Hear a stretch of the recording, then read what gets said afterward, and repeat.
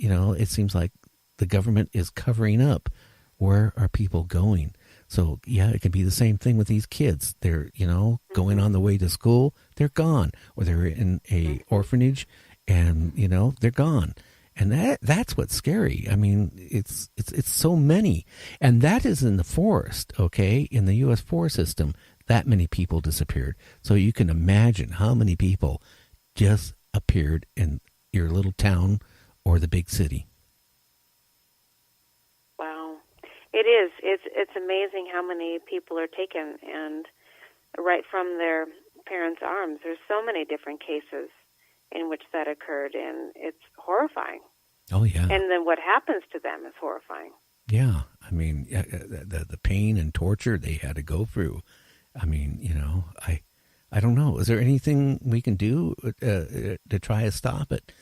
Or, I mean, it seems like when you were digging into it, you had resistance where it seems like they didn't want you to. Mm-hmm. I think that the best thing to do is to become aware first of what's going on and to bring awareness to the different people about what's going on. It's been my experience that a lot of people don't care, and I don't think it's that they don't care because they don't want to, but because they're so stuck in their own survival that they don't have the energy to care. Or denial. And I think there are people who don't want to acknowledge it's going on. Yeah, they're in denial.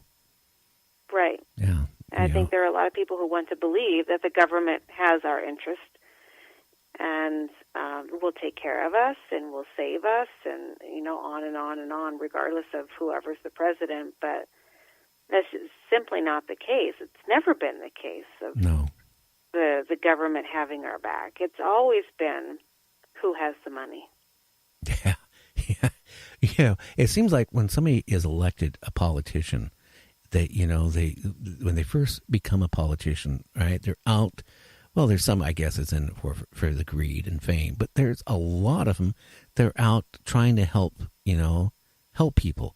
But it seems like soon as they're in Congress or in Senate or in state, Congress or state senates, it seems like all of a sudden they're not thinking about the people who put them in office. All of a sudden it's a complete different thing. It's just like night and day. You flip a switch. It's not the same person. They're not doing anything for what our beliefs are or to help us. It seems like it's to help them. So I think there's a massive cover-up, okay? And, yeah, I do. Getting back to, like you mentioned, Mount Shasta, disappearance there. Is there any other places you've ran across in the country where you think things are going on with the government and the Greys or anything else? Is it, or just you got the vibes from the Mount Shasta? It seems like when you got that there, they did not want you to look into it anymore, and you're lucky. Maybe you're one of the people that backed off at that point, because if you would have, you might not even be talking to me now if you would have pursued it really heavy. Well, one of the places is Montauk. Like I mentioned earlier, Camp Hero, which is just a few miles outside of Montauk. And there are a lot of rumors about kids going missing in that area. And we had the opportunity, our very last day, we're actually done investigating, and we went to the Lighthouse Cafe so that one of the persons I was with could go look at the ocean the day before we left New York. And we just sat down. It was a cold January day. We just sat down on the couch next to the fireplace, and a guy was sitting across from us eating a hamburger. And he happened to be one of the parks and maintenance employees. And he started engaging us in conversation, and he said that he'd been there for 12 years, and he told us a story about something that he experienced that I write about in the book. But it was Montauk, and then we went to Los Alamos. We went to Dulce, New Mexico, which is supposed to be a hotbed for UFOs, and the military base underground is the rumor. Then we went to Los Alamos near the National Laboratory, which is also rumored to be experimenting on humans. And it was on that trip that we then we took a taxi. We stayed in Santa Fe, But we walked to the restaurant, but we decided to take a taxi back to the place we were staying because we wanted to stop at a convenience store. And our taxi driver happened to work for the National Laboratory previously. Uh-huh.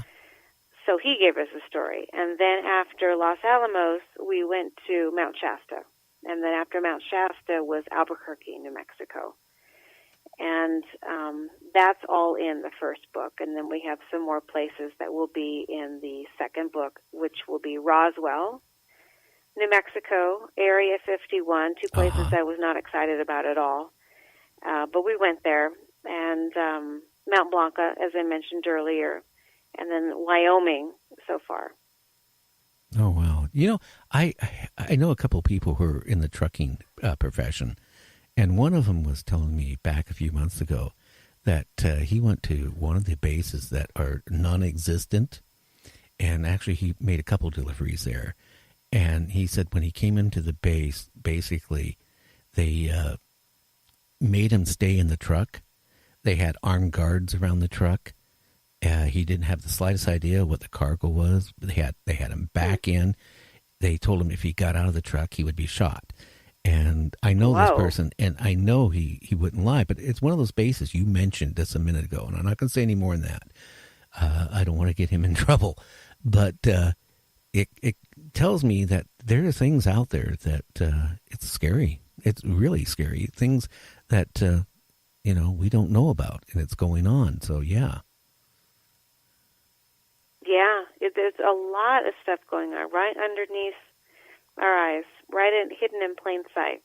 And I think about being aware of, humanity and things that are going on, and really waking up and getting out of this passiveness that we're in collectively, not individually. There's a lot of people who are very awake and very aware, but collectively, as a society, we're pretty passive. Uh-huh. Yeah, too passive. That's what happened going back to Nazi Germany in the 30s. I mean, the people were too passive, and look what happened. Mm-hmm. Yeah, they lost control, and they were totally afraid of. The majority of the people were totally afraid of their own government. I mean, they were scared to do anything because they were scared anything they say or did would have them, taken somewhere and they would disappear or worse. Exactly.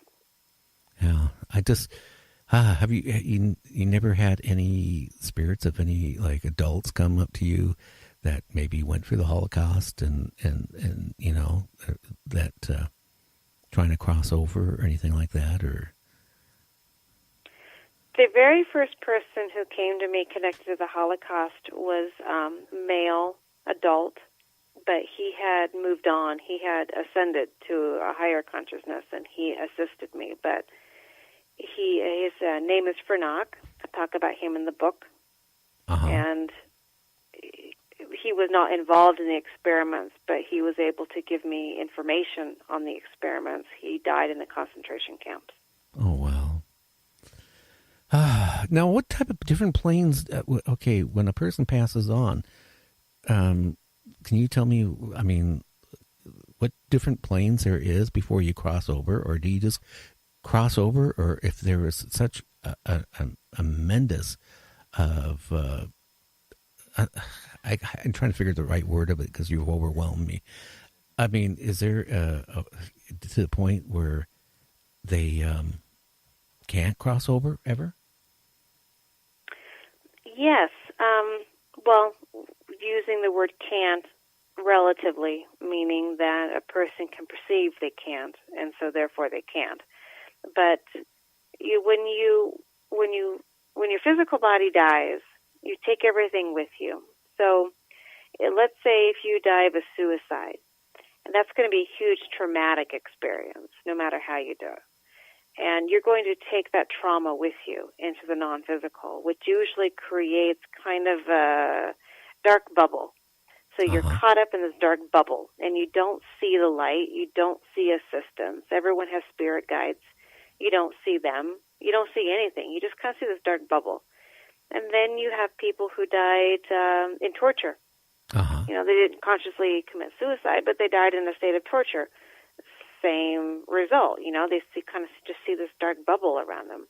Well, let's say a person died in a tragic car accident, a horrifying accident of any kind. It can be the same thing. They're caught in the trauma of the experience, not necessarily who caused it or what caused it, but the trauma of the experience. So then you have individuals who they don't get caught up in the trauma, but they're very confused. They don't know where to go, who to ask for help. They may not see their guides. It's all very relative in the non-physical. You might see your guides, you might not. But your guides are always there. It's just that you might not always see them depending on how a person died and why a person died at the time that they did. So some people die prematurely, and so earlier than what the soul had desired originally for whatever reason, maybe through disease and maybe through an accident or maybe through suicide. But you can have people who physically die, but they don't cross over. So they kind of wander. Well, they walk around and they wander, and some of them cause harm. Yeah, I think Kevin. And then you have people who cross over. Yeah, I think Kevin has a question for you. Go ahead, Kevin. Well, a couple years ago, I got into a motorcycle crash, and like sometimes I'd wake up, be like, "Oh, I'm burning.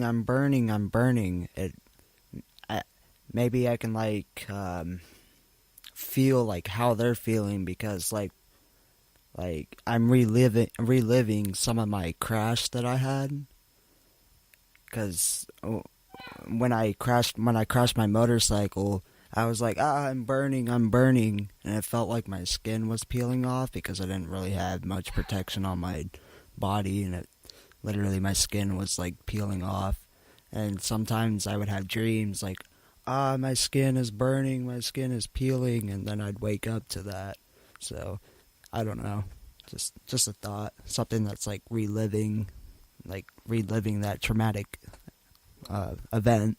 Well, Kevin, too, at one point, what I heard that they didn't even know if you were going to make it or not. So maybe you were, your body was ready to cross over or not cross over. I don't know. I don't know.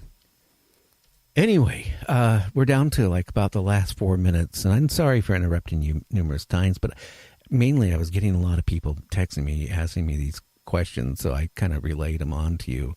And plus I was curious too, because, at least I found out now, how people becomes a medium. I guess that's something that I guess they're born with. And can it get stronger with, like, when you have a child? Does your child have any of the capabilities that you have? My father is a medium, and he's very, very strong medium. And so he's my teacher in understanding how energy works and how not to get pulled into really the illusion and the New Age kind of mentality of looking for a savior in a New Age mentality. But my daughter she's 24 and she is a medium, but she's not developed the abilities. So she has that genetic ability there, but she's not developed it. But neither did I at the age of 24. I mean, when did it start coming on for you? What age, roughly, when you started really noticing it? Around 30. I was going to say late 20s, but more around 30, 31. Okay, and it's getting stronger every year type of thing? Or, I mean, have you ever... Go ahead. It got stronger. It got stronger as I was working through my fear. I had a lot of fear around it.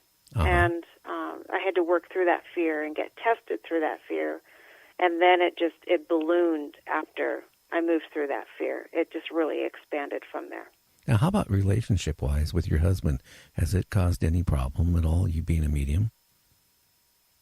No. When weird stuff happens, he just tells me it's my friends. Hey, good husband. Keep him.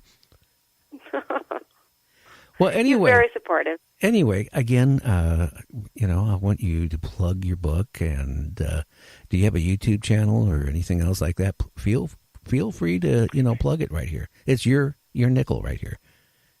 My website is empowermentthroughhealing.org, empowermentthroughhealing.org, and Silent Whispers is on there. The